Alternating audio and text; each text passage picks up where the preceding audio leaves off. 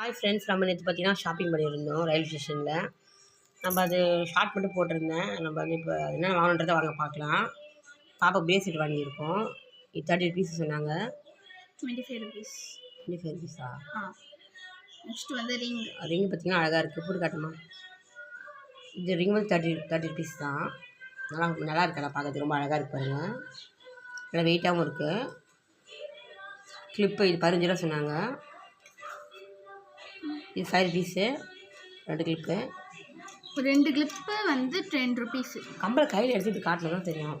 நான் டிசைனை காட்டுங்க. ஸ்டோனு இருக்குப்பா. ஸ்டோன் இருக்குது பாருங்க, 3 ஸ்டோனு.